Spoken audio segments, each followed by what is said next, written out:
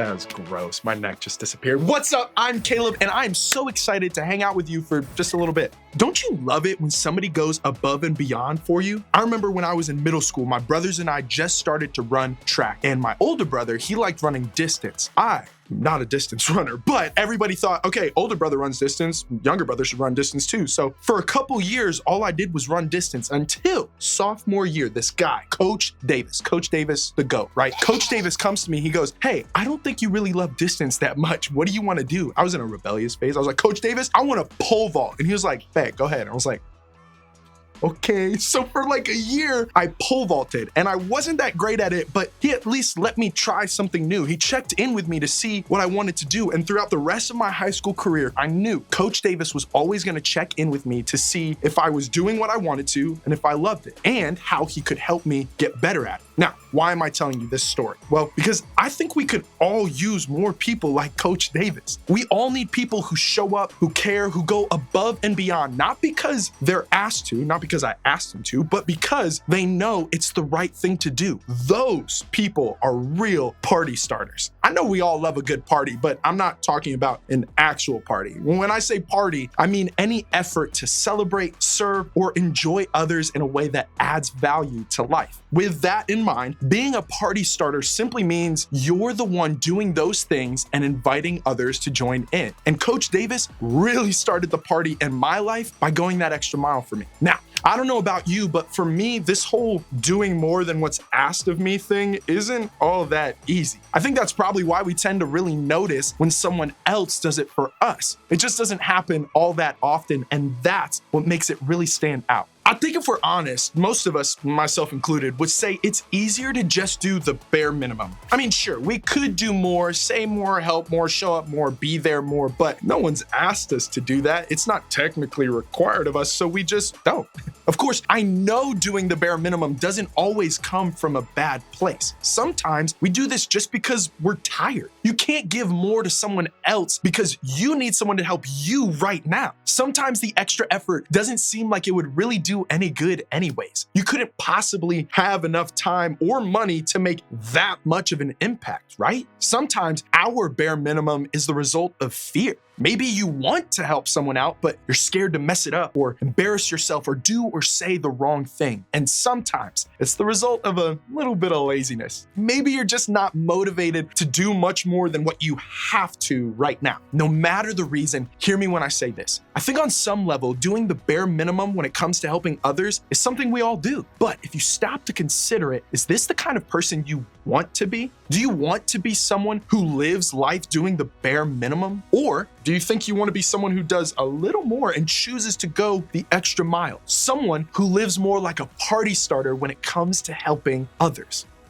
The truth is, Jesus wants us to live a full, amazing life and share it with others as if it was the best party of all time. And part of living that party starter life is choosing to go the extra mile. How do I know that? Well, because of Jesus. Everything about Jesus's life, ministry, death, and resurrection was about going the extra mile for the people he loved. Paul, one of the early leaders of the church, put it this way: God demonstrates his own love for us in this: while we were still sinners, Christ died for us. I mean, talk about the extra mile, right? Jesus didn't wait for us to ask. He didn't wait for us to prove we deserved it. He didn't wait for us to get it right or show our gratitude or promise to never mess up ever again. Now, while we were still in the middle of our mess, Jesus went the extra mile. He died for us simply because he loves us, and that's a big deal. But Jesus took this extra mile stuff one step further. He didn't just do it for us and tell us not to worry about it in our own lives. No, Jesus called us to follow his example and do the same for others. Before we get to his actual words.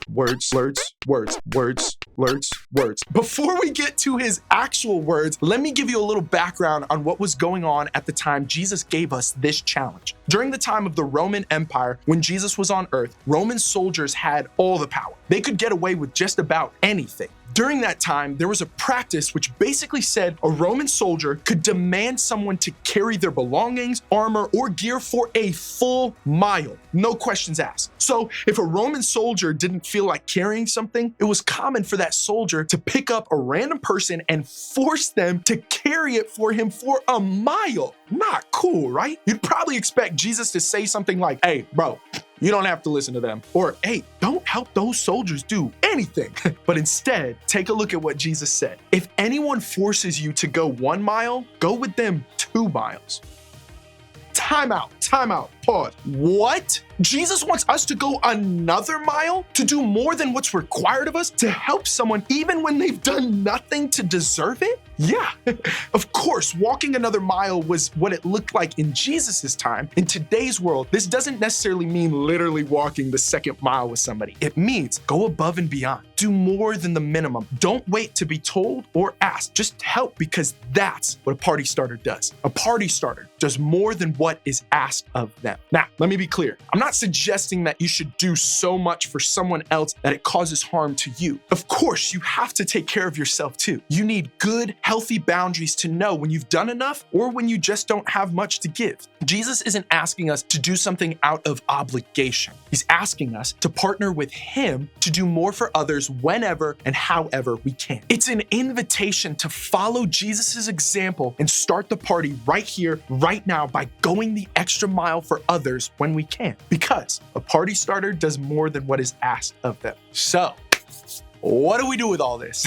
If we want to be party starters who do more than what is asked of us, where do we actually start? Well, here are 3 places to start. First, ask yourself, what kind of person do you want to be? Do you want to be someone who does the minimum, or do you want to be someone who goes the extra mile? Before you can move forward, you have to decide who you want to be. Then, do something you don't have to do. It's okay to start small. Remember, the extra mile will look different for each one of us and for each situation we're in. So, think about just one way you can choose to go that extra mile this week. What do you think would happen if you did more to help around the house this week? Wait for it. Without being asked.